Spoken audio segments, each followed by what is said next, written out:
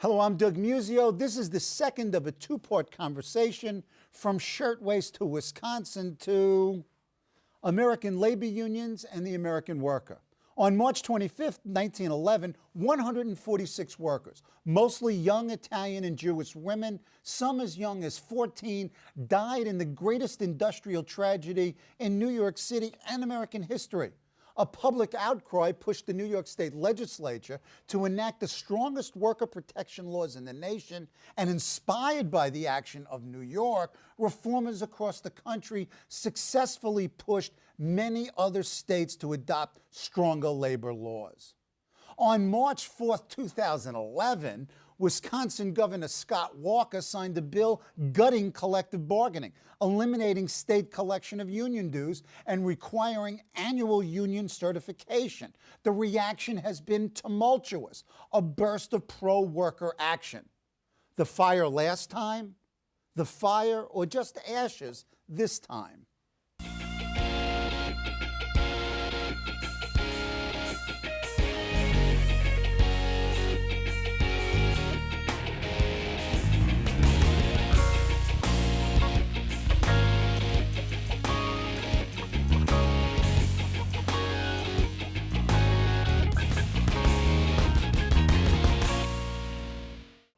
Here to talk about workers, labor unions, and the American way, then, now, and to be, are Joshua Freeman, Ed Ott, and Arthur Cheliotes, who joined us last week for the opening of this conversation.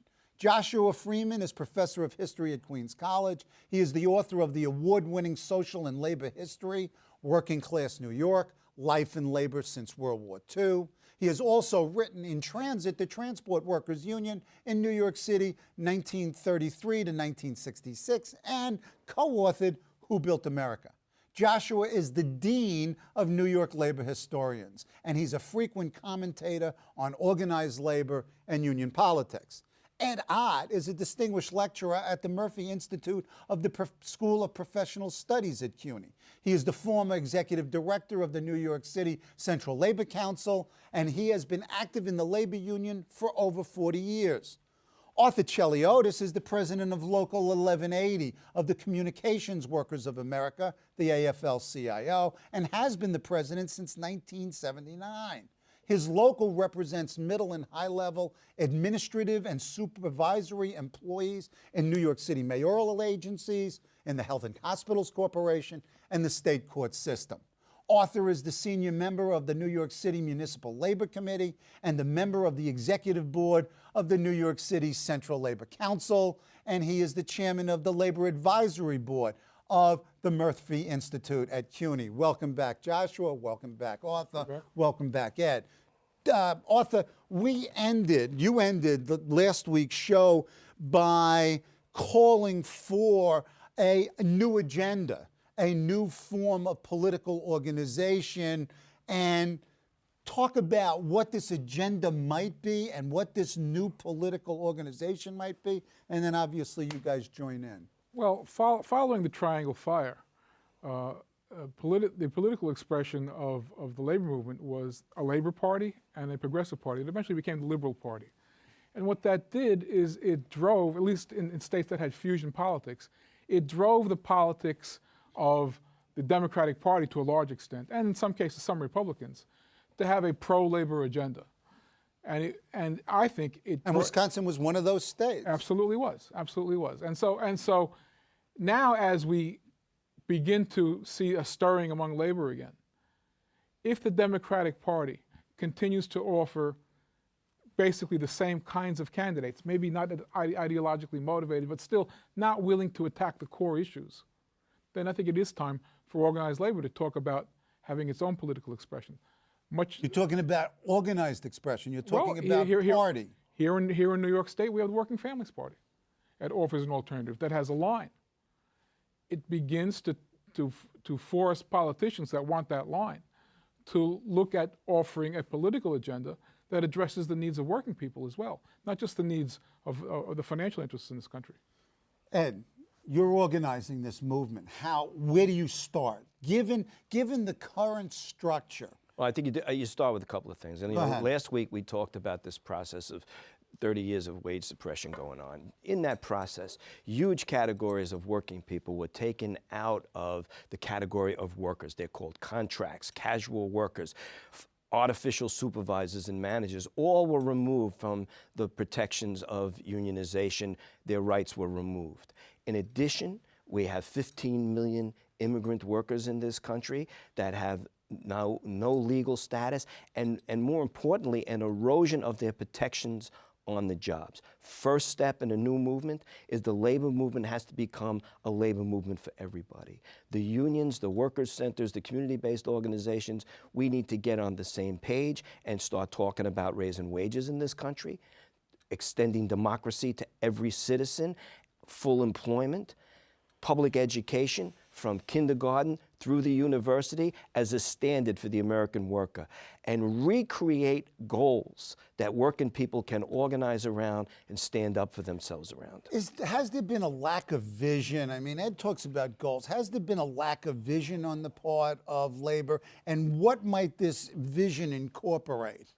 Well, I wouldn't just put it on labor. Go ahead. I think, we've been in a dystopian era, a kind of defensive era, and I think, maybe this sounds abstract, but I think we have to, not accept as a starting point all the things we can't do, and sort of say, well, what would it take to have a society that worked for us? Do it. We're not. Well, I don't think that we are a society that can't afford health care for people, or can't afford the idea that you get to stop working at some point.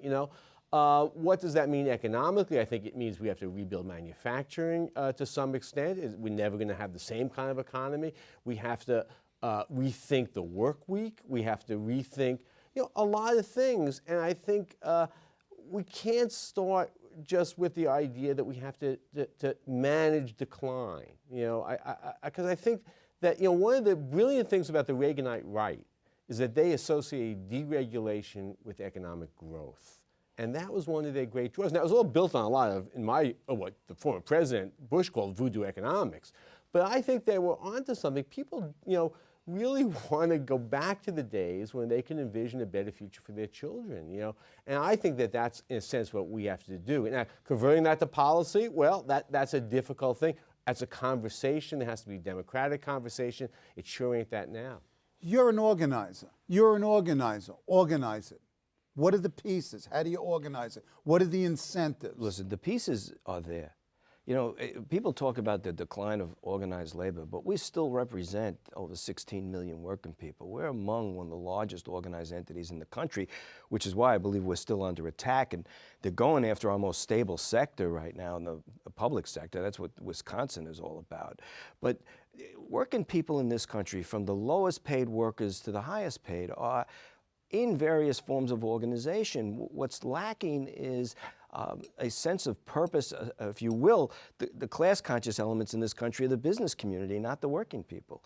And we've got to find the commonality among ourselves. Let me just say this. There is no short-term solution to this. We are going to be talking about this the rest of our careers, and we're going to organize this new movement. You talk about the Triangle Shirtwaist fire, which is where this thing began. What made that important, as opposed to other industrial accidents, was those young women were part of an attempt prior to the Triangle to improve conditions by exercising their collective strength and striking, fighting back, creating unions. And they set the context for what becomes the great labor reforms of the National Labor Relations Board. This was steeped in the battles in the streets of New York City. Well, we're going to have to get tough. The truth of the matter is a lot of organized labor got too comfortable in their institutional settings and assumed that relationships were going to last forever with the businesses that they had with capital, if you will. And capital went off on their own agenda. They broke the deal. They consider unions in the way. We're going to have to fight back. Take the business community of this city. They have abdicated in this period.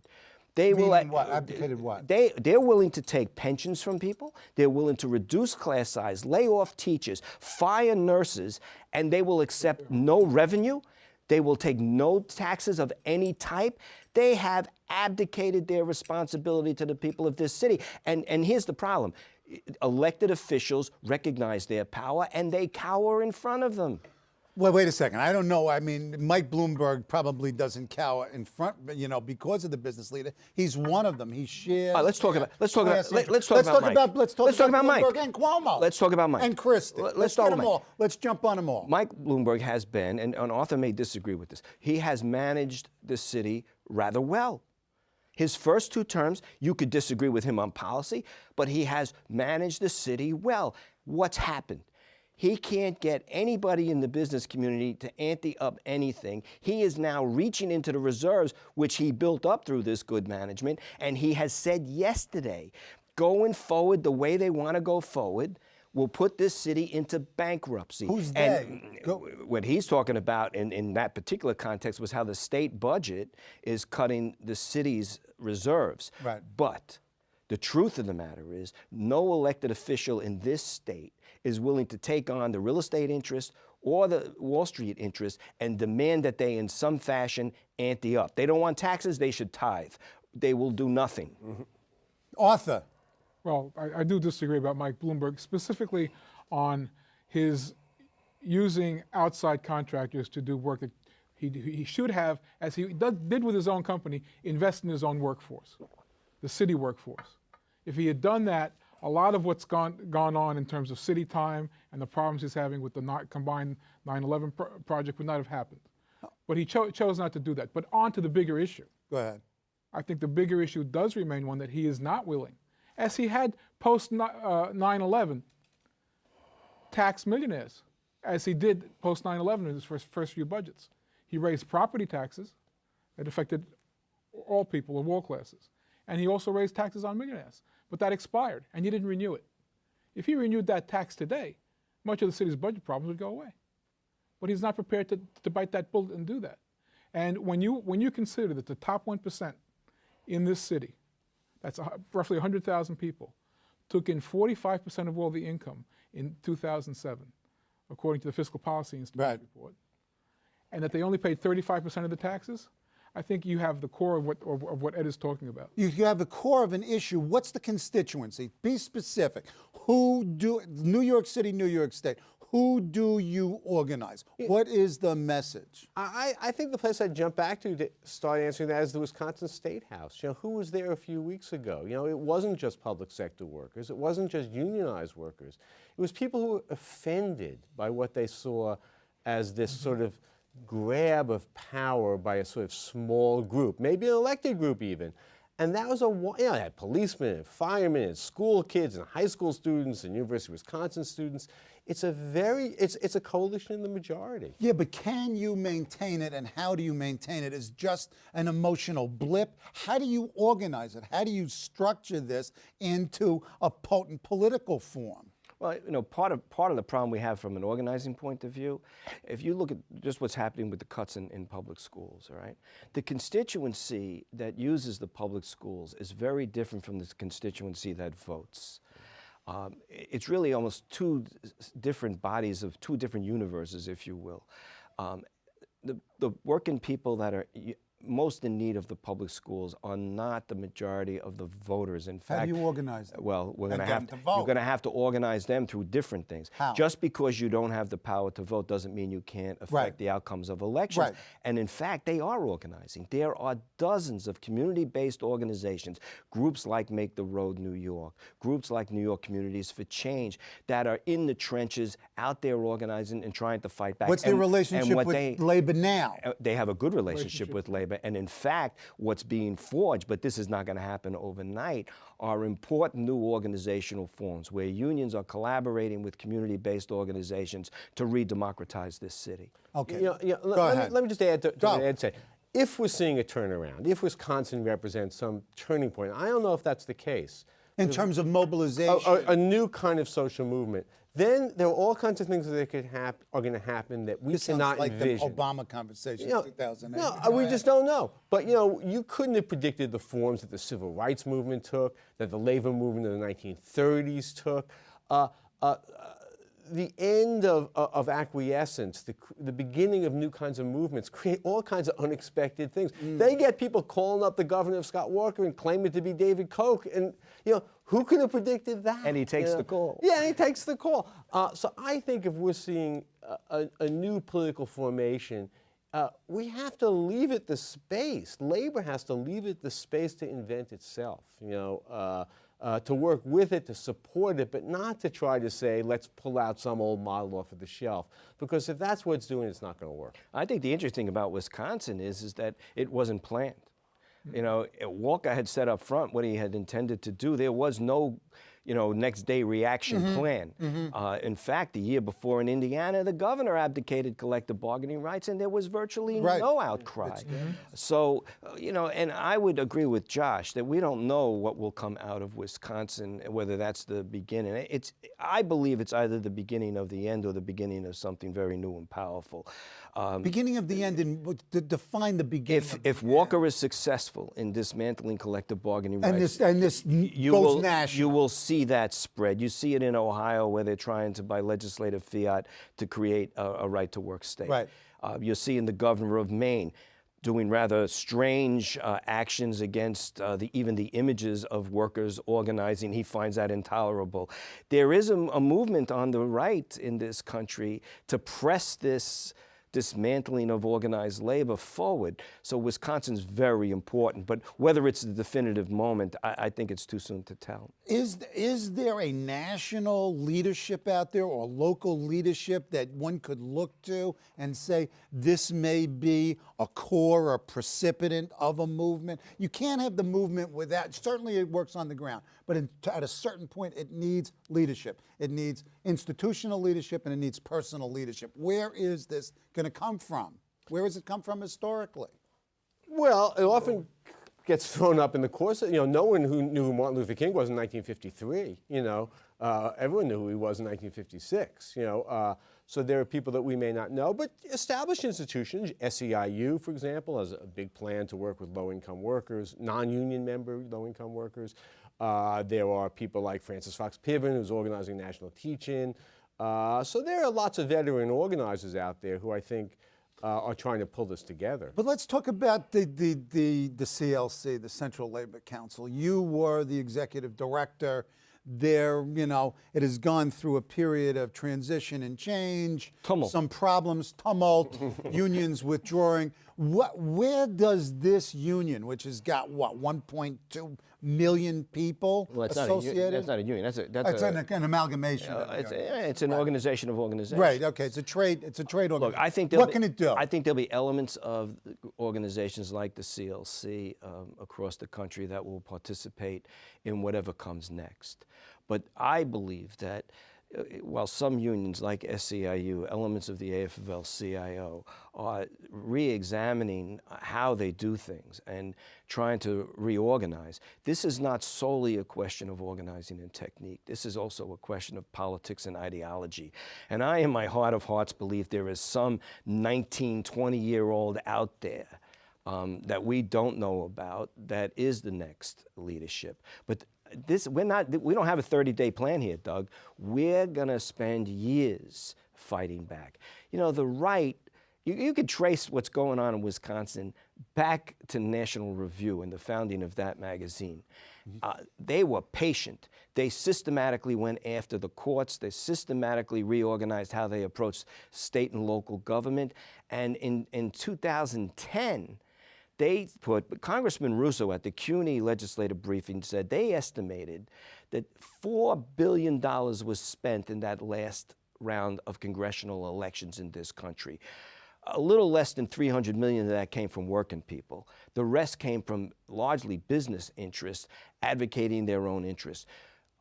United Citizens case. The United Citizens case has thrown open the coffers of the rich. They can now try to buy every election in this country. 5-4 Supreme Court vote. We are not fighting here for the next 25 cents raise in the minimum wage. We are fighting for what kind of democracy we want to live in this country. And believe me, in my heart of hearts, I honestly believe they are willing to throw out all democratic forms including public schools and unions, in an effort to try to get where they want to go. They are ideologically bound. And part of what I'm angry about, in my time at the CLC, I tried to cooperate always with the business community of this city. We saw it, and the most labor leaders in this city see it as part of their responsibility. Try to get things done. The business community is not interested right now. Is it because the nature of the business community is no longer local or even American in a national sense, but international? The whole movement of globalization? Well, this investment finance. There have been a couple of people who have written, but most recently, the London School of Economics came out with a report that said, socially speaking, in terms of its value to society, the whole financial community, investment finance, doesn't do much to help the whole society. It's become the reason society exists rather than a component of making a decent society. And we need to change that around. Society should not exist to promote the financial institution. The financial institution should exist to help society meet its goals to make life better for everybody. And we don't have that. Yeah, and the cynic and skeptic in me says that's naive. Well, but it's the beginning of a thought process that takes to why are they being allowed to do what they do, and to begin to get people to think in terms of, wait a minute, what gives them the right to have that? Okay, so what's the message? Go ahead. I'm sorry. Well, I was going to say, I think Arthur raised a really good point. You know, we forget so many things. We forget the corporation is not a constitutional entity. It's something that's empowered by the people of the United States.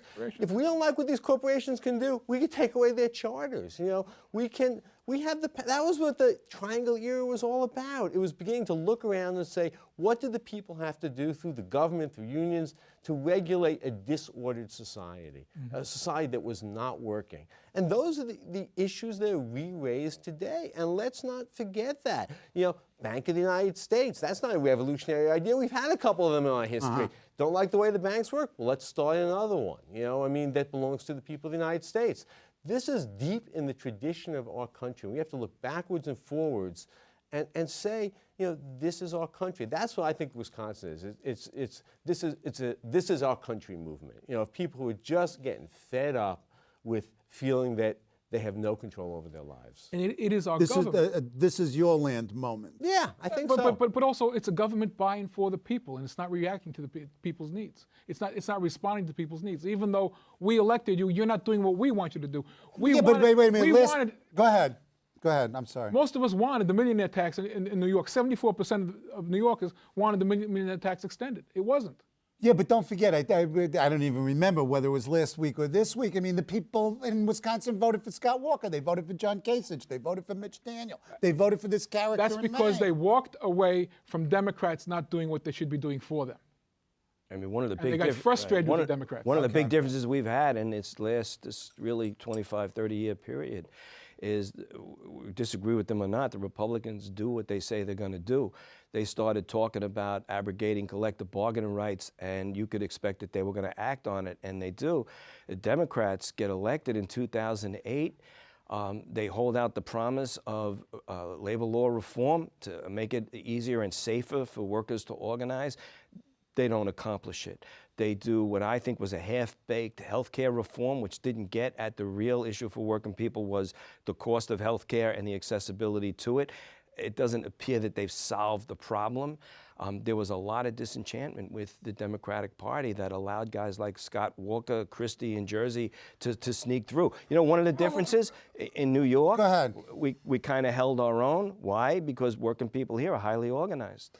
Let's go to New Jersey, my home state. Let's go to Chris Christie. I mean, this guy, you know, talking presidential candidate. He goes to these town hall meetings in New Jersey, and they're standing room only, and they're supportive. This guy is somehow resonating, and it's extraordinary. Both his campaign promises, which he's living up to, and what he's actually performed, is he's the enemy incarnate, but he's popular. He's holding up in the polls. And the core of the issue? Property tax. Property tax is what? A regressive tax. If you had a progressive tax system in New Jersey, and they started moving in that direction under Corzine with the millionaire's tax, You Yeah, could have except alleviated Corzine that. was part of the phenomenon where they underfunded the pensions. Come on. I mean, Well, no, the that went Democrat. early- Wait a that second. went The early. Democratic Party deserves a lot of blame. Christine Whitman is. Oh, well, I mean, she's she caused the problem. socially caused, liberal Democrat. and she's what? I was going to say, go ahead. Christine Whitman caused the pension problems. Well, it in was New Jersey. truly and bipartisan. Corzine understood that it needed to be addressed and tried to address it. Yeah, but wait a minute. The Good. bottom line, let's go back. Christie is the personification Look, I actually, of... right, but I Go actually ahead. think that the reason why Christie resonates, and what Arthur's getting at, is, you know, you have people in Jersey who pay more in real estate taxes than they do on their mortgage payment. Tell me. And Tell me. that kind of regressiveness. So here's what happens. This is like the old Lenny Bruce line. First they ahead. break your legs and then they laugh at you because you can't dance. You know, we go through this entire 30-year period of wage suppression, shifting the tax burden onto the working middle income people, and then you turn around and say, the Democrats turn around and say, continue to support us. Well, why should they? So I think 2010 was that corrective year with a lot of this anger. One resulted in pieces of the Democratic base staying home. You know, Scott Walker is elected by less votes as the governor of Wisconsin than McCain got as the losing presidential candidate in that state. A lot of Democratic voters just said, oh, this party doesn't speak for us anymore. We're in that period. We may need to develop something new. The historian's point of view looking forward. You've got the last word. Well, you know, we talk about triangle and you know, talk about it sparking reform. It's a quarter century between triangle and the National Labor Relations Act. These things, you know, get foreshortened, you know, in retrospect. So I think we live Nice in a lesson. yeah, it's a long cycle. Today we're seeing a lot of what was created 25 years after triangle being dismembered. I don't think that serves our society well. I don't think we could simply go back and simply say, you know, let's restore everything the way it is. We have to sort of look and say, this isn't working. We have to begin piecing together a new kind of a movement and a new kind of society that just works for all people. Thank you for giving me, certainly, and hopefully the audience, this longer historical perspective, because you sort of get caught up in the moment and you look at it and you say, my God, what's happening? Yeah. Thank you for giving the long-range perspective, and thank you two guys for giving us, you know, sort of the hope on the ground, if you will. Again, my special thanks to my guests, Ed Ott, Arthur Cheliotes, and Joshua Freeman for being on the show. For more information about the Murphy Institute for Worker Education and Labor Studies, go to workered.org. Also, if you're interested in more discussion of these issues, see Stephen Greenhouse's series in the New York Times. See you next week on CUNY TV. Thank you, gentlemen.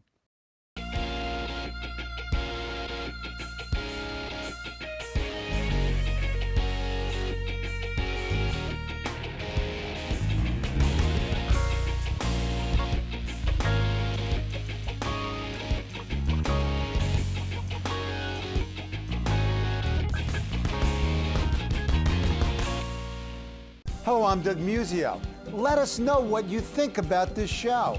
You can reach us at CUNY.TV. When you get there, click on the bar that says Contact Us and send your email. Whatever it is. Thanks, no thanks, obnoxious, do it. Send it.